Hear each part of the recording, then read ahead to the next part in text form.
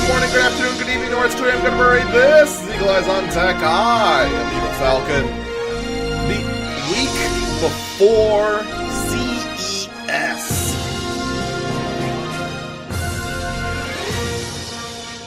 It's usually a very slow week for tech news if you're trying to ignore CES spoilers. I mean, well, first off, we should first talk about, this is episode 100. This is the 100th episode of Eagle Eyes on Tech. Normally episode 100 is not a big deal for a daily podcast, but we're weekly. That's a long time. And I'd say this podcast has gone places, We'd like to go to much bigger places, of course. We'd like to do so much more with what we got, but I mean, I'm happy with this. I'm happy with where we are right now with Eagle Eyes on Tech. It's more than I could have hoped for, realistically, but we can always do better, So, here's to another 100 more episodes. I'd clink glasses, but I don't think that'd sound well, to be perfectly honest, over this microphone. But back to the whole thing of, normally the week before CES, there is no major tech news that breaks. Sometimes there's a maker or two that pre-announces before CES what they're going to unveil at CES. I hate talking about those. I really do. Because as someone who can't go to CES, I love to see what the people who do go to CES can find. And if I already know ahead of time that Lenovo unveiled new ThinkPads or whatever, I think they actually did, now that I think about it. I think I remember seeing my Twitter feed that new ThinkPads were announced. But regardless,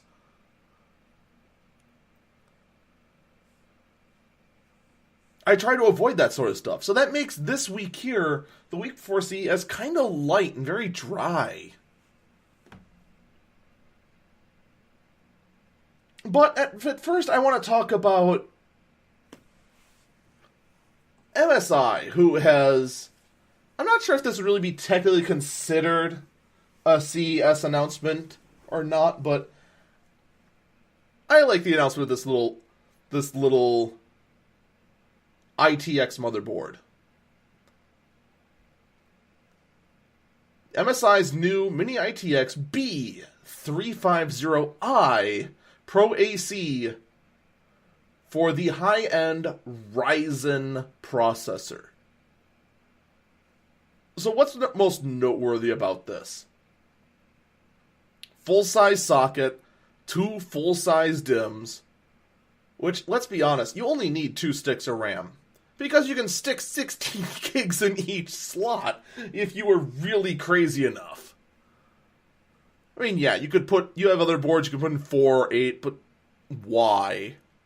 Most modern computers, 16 is about the average, and that's more than enough for what we're using right now, hands down. You can even get away with 8.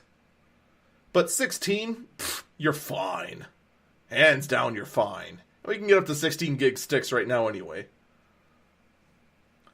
So, I mean, you're talking full-size Ryzen. You can get 32 gigs of RAM in this board, no problem. Full-size PCI Express slot. Now, one thing they don't mention here... Oh, actually, wait, no, never mind. Here's a list of specifications. I can probably find that right there. Is what the rating is for that graphic card slot. And that's going to be a big factor. Oh, never mind. I can't. The MSI site is currently down. That's a shame. So yeah, if that's a full 16x slot or even an 8x slot that it's wired up for, that'd be great. No, you're talking a pretty good budget rig there. And because of its size, you could easily get that into a small box. So it could be your portable game console as a PC gamer. So I'm going to keep an eye on this sort of thing. Maybe down the road I will have a build set up using this board for the ever elusive building the PC equivalent of a PlayStation 4 Pro or an Xbox One X. I'm going to try one more time to refresh. Oh, we did get it. Alright, and that PCI Express slot is wired for... Oh, I can see the threads. It's full 16x. But I still want to see the exact list of specifications, which they're not going to give me, are they? They're just going to give me all this buzz talk. You can hear me scroll through this as quickly as possible to try and find the hard numbers, which they're still not giving me. Oh my god. This website just... Oh, man. This poor site. I don't know what's going on at MSI, but as of right now, the recording of this podcast is very, very sad. But the name of the motherboard is the B350i Pro AC. If you want to go look up the specification for yourself. If, like I said, if that slot... I know it's not using the regular... Oh, here we go. Now it finally loaded. Yeah, chipset's the B350. Oh, no! Wait. Oh, no, it's just saying that there's one slot. Oh, it's still not saying. I mean, I get... Well, it says PCI Express EX16. That's a Gen 3 slot. I mean, I can see the thread count. They're saying it's an X16. I'd say it's safe to assume it's a full X16, which is good. Because normally whenever you go down a chipset that you're not at the top tier, it usually means they skimp on the PCI Express. So it's good that they're not on the Ryzen side. So yeah, it still could very well be excellent potential for the budget PC gaming build. So, I mean, besides cool little motherboards, nothing else happened, right? There was definitely no major problems found in all processors, right? Right? Yeah. Let's talk about that for a minute. So, if you couldn't tell, that was sarcasm. There was, in fact, a major design flaw found first in Intel chips, but as more and more people looked into it and looked into every other piece of silicon ever made, everyone is touched by this.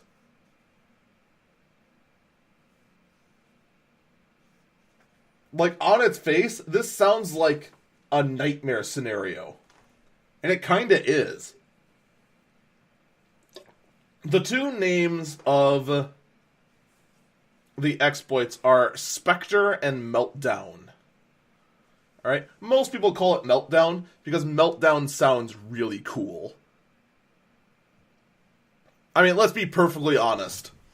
If you really want to make someone worry about an exploit, you're going to call it Meltdown. Just because anyone who's not tech savvy is saying, oh no, there's a flaw in my processor and it can cause a meltdown? How do I fix it? First off, your computer will not actually melt down. That's just the name of the exploit. So, the design flaw has to do with a technique that's used in most modern processors, in which it tries to predict the user's moves before they're actually made. I'm literally explaining this in like the most layman terms possible. It's not exactly that, but it pretty much is that.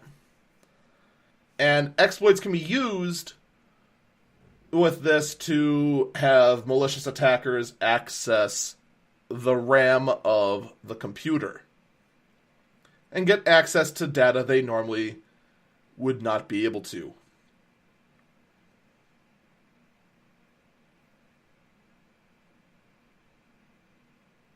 Now, this was first revealed as, this is Intel's flaw. That was the first thing that popped up. Intel's flaw, Intel's flaw, Intel's flaw, Intel's flaw, Intel screwed up. It's not, but the majority of Intel chips are affected by this. Like, not even kidding. It actually this flaw goes back so far, it's actually kind of scary. This goes back to Intel chips from all the way back in 2007. The dawn of the Core 2.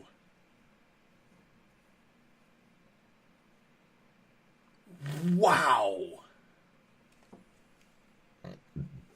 It's... And it's not just Intel, don't get me wrong. AMD chips are affected by this. ARM chips are affected by this. Everyone's affected by this.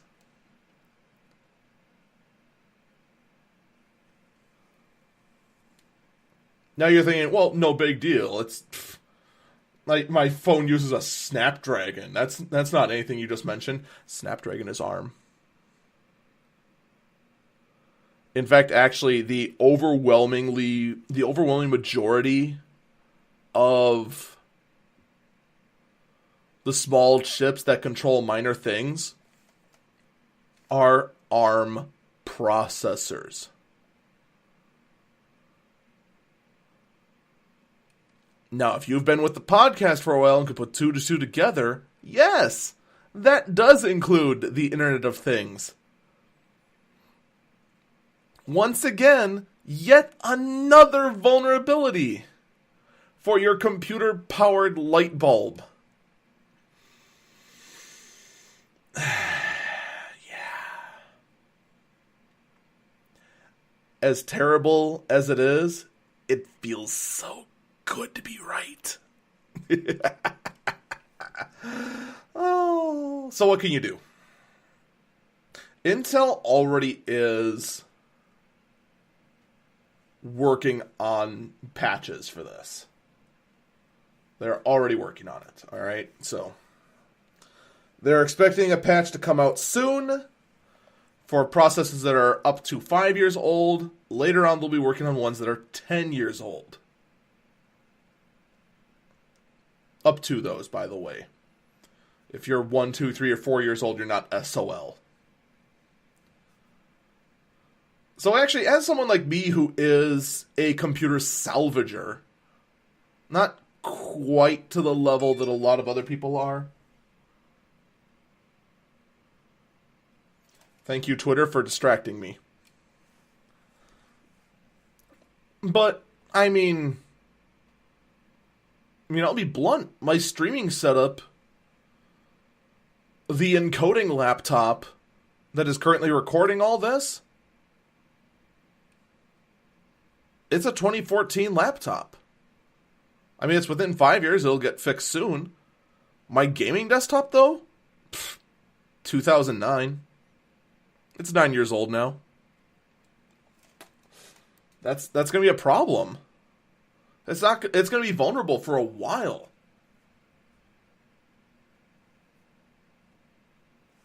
Oh, and here's the best part.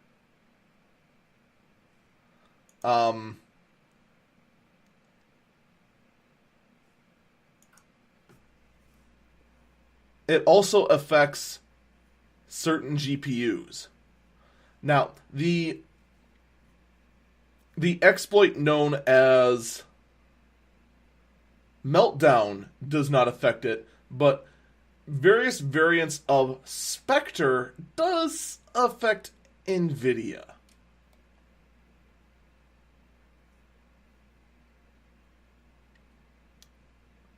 Oops. So, yeah, when we come back, we're going to take a quick break right here, When we come back, let's talk about what we can do. Shall we? That might be important.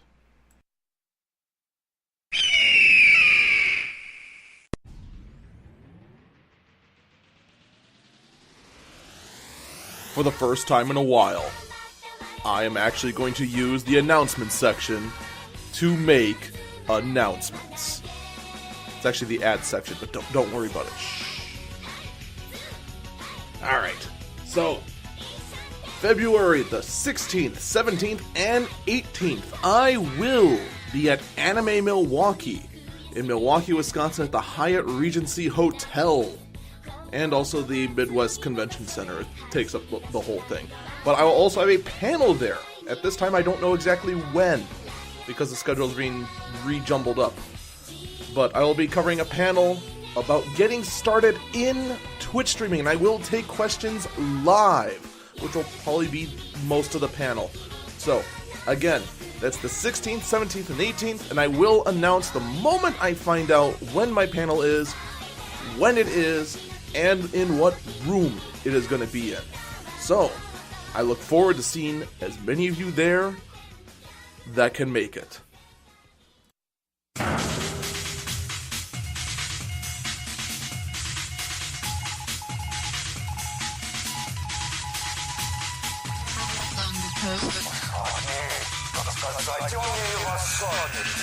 Welcome back, Eagle Eyes on Tech. I'm Eagle Falcon, of course. So,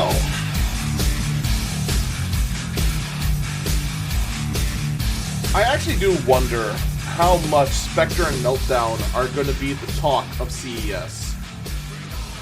I mean, this could possibly be the tech story of 2018. And we're only in the first week of 2018. The first week. It's the 6th. And it could already be the story of the year. That's how big these vulnerabilities are. And the thing is that as users, there's nothing we can do except for just download updates as they come.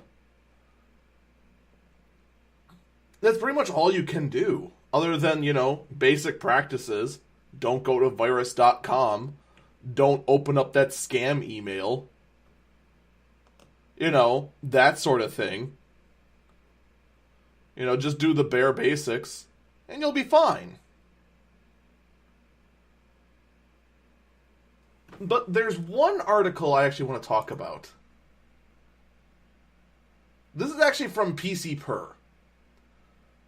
Now, full disclosure, most the information I've gotten from CNET, most of the information I got about Spectre and Meltdown is from CNET and PC But let's be honest, you're going to catch this from anywhere. All right, I'm going to read the article for you. All right. The article is titled, "Damned If You Do, Damned If You Don't. Meltdown and Spectre Keep Getting Worse."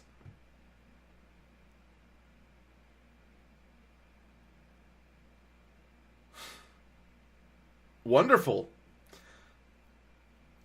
Microsoft are now pushing out an update to mitigate some of the security issues that Meltdown takes advantage of. But there's a small problem.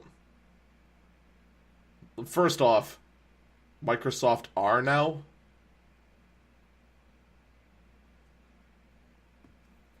Look, I love your work, PC but grammar. Please. Article continues. The patch known as KB4056892 may cause your machine to blue screen of death depending on the antivirus software you use, so it's not recommended you install the update manually.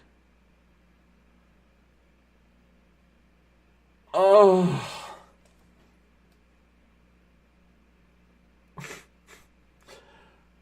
Oh my lord.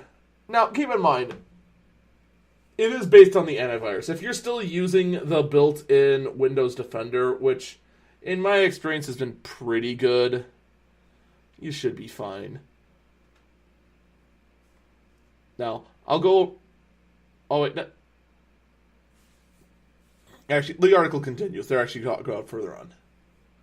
Windows Update looks at your registry entry on your machine, which indicates your AV software has updated and is compatible with the patch. So far, Symantec, F-Secure, Avast, Windows Defender all have updated. If you are curious, the register has posted the key in this story, so you can check it out for yourself.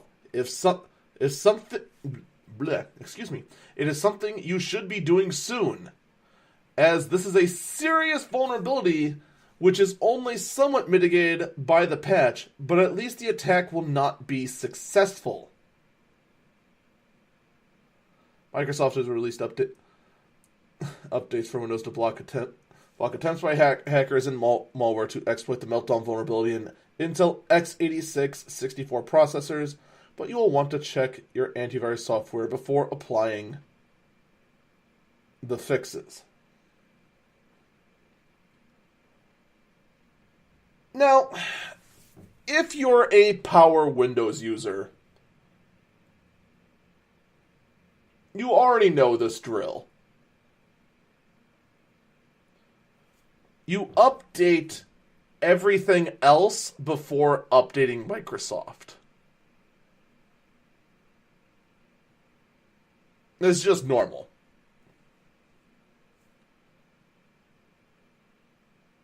And really, with a vulnerability like Meltdown, which might be the biggest vulnerability of 2018, and possibly in all of tech, can you really blame anyone now for not updating? And I know there's lots of you in the audience right now that are listening to my voice that for the longest time just go, well, nothing's broken, why update? And don't get me wrong, I feel for you. I usually wait a month before updating my OBS or other pieces of critical software that I use on a daily basis, because I am afraid one day I'm going to update and nothing's going to work. I think that's pretty much every streamer's nightmare. Updating OBS and just doesn't work. And then you're just, well, now what? What would you do in that scenario? That's always the question, isn't it? So, the point here is that check your antivirus, then update Windows. Oh, and by the by, all you Apple fanboys, who probably by now are going, I don't have to worry about this. I use a Mac. Macs never have problems. I'm invulnerable. Yeah, I can hear your stompiness from all the way over in my bunker. I hate to break it to you, but guess what? You are as vulnerable, if not more vulnerable, than us Windows users. Yeah, all Macs are vulnerable to this too. Because it's a processor vulnerability.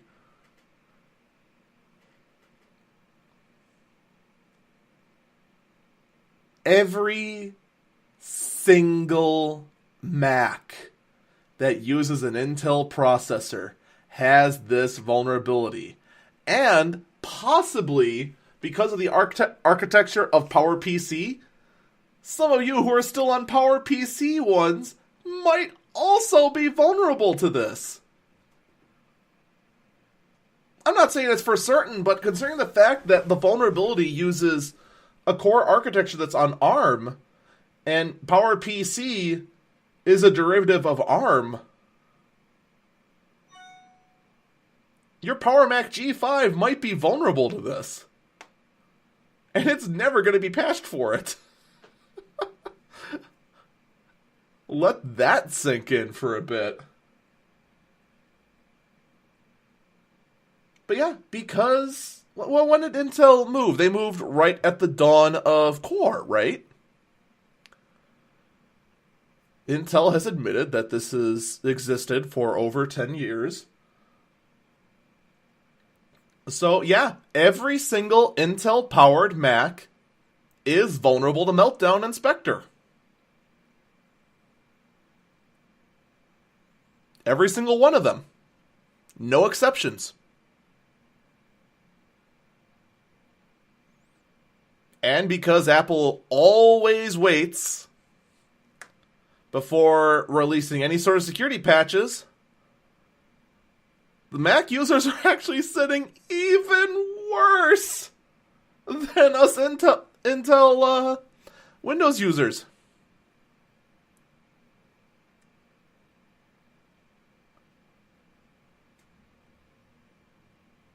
So yeah, oh yeah, by the way, if you also use an iPhone, you are also vulnerable to this. Apple has confirmed their custom-designed anything chips have the same vulnerability in them.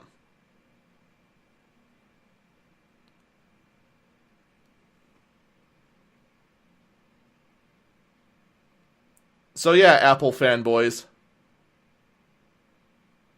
you have nothing to be smug about.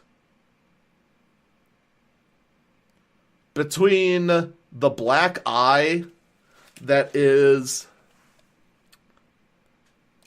Apple intentionally weakening older iPhones and Meltdown literally affecting every single modern Apple product there is, you better start checking for updates, and you better start checking for them soon. And probably check at least once a week. Be a good idea. Not the worst idea in the world. Let's just get to the last burp, shall we? I'm sick of talking about Meltdown. Unjust Man in the chat says Apple users can be snug by being able to afford Apple products. The thing is, though, is that they can afford it, but they're going to be waiting longer for the patch because of the nature of the way Apple releases security patches. They wait. Apple is probably going to sit on their security patch for like 3 weeks before they feel like, yeah, it's ready. They never release a quick patch quickly. But again, let's move on to the last burp. And that is Streamlabs, the streaming tools company that is now taking more and more steps to just be in charge of everything. Has now taken another step towards being in charge of everything. Let's actually start from the base, all right? Anyone who streams on anything, whether it be Twitch, YouTube, Mobcrush, what are the other ones? Smashcast. Oh, what's the name of that nothing one that Microsoft put out? Or Microsoft bought Beam and turned the... Mixer, that's what it is. Or Mixer. The streaming platform nobody uses. Pretty much everyone uses OBS. Open Broadcast Software. There are some people who use things like Game Show or one of the other ones that I can't remember off the top of my head. Oh, there's another one that's like really high up there, but it's like but it's like a paid subscription. XSplit, that's what it is. Also, VMix game show, I think I mentioned. And Bebo is another one that's like in early development. Bebo of all of these is kind of the more interesting one because Bebo tried to be a one tool setup. You fire up Bebo, you've got your bot, you've got all your alerts, you've got everything all in one package. Well, Streamlabs, who is responsible for the original Twitch alerts, loved the idea. They loved the idea of one package for everything. And they just straight up did it.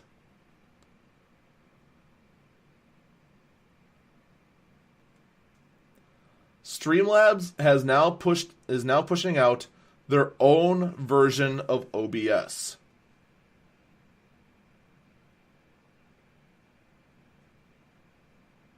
I'm not even kidding. OBS, because it is open source, that means anyone can take it and modify it as they wish.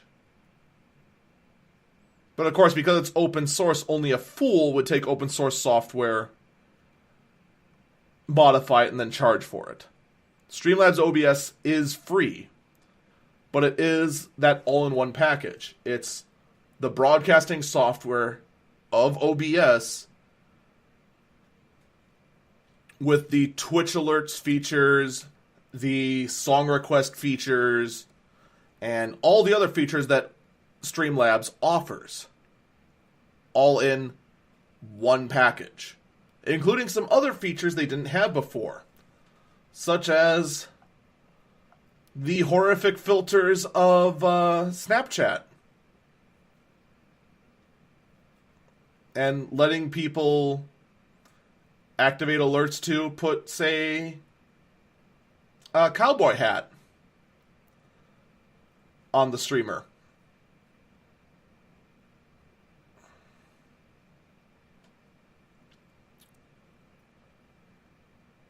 Well then.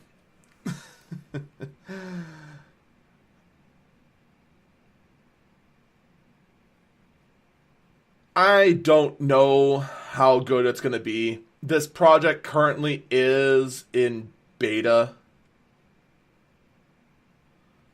Streamlabs has just announced this. It pretty much just now barely exists and is out there for people to experiment with. I might download this and experiment with it, see how it goes, but I don't think I'll actually do a stream, or a serious stream, with this package up.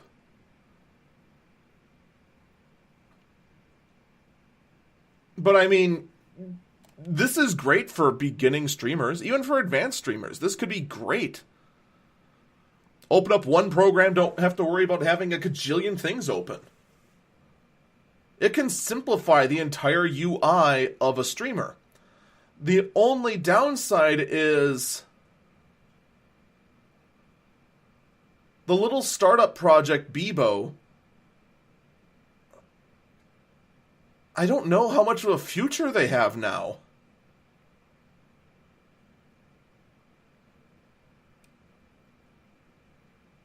This is like literally the like everyone talks about how like a big company like Walmart crushes a little mom and pop store. Even though every time someone talks about this, they have a hard time providing actual evidence of this happening. That's almost what this is. This is the big Walmart of Streamlabs just coming in and just absolutely crushing the little startup project Bebo.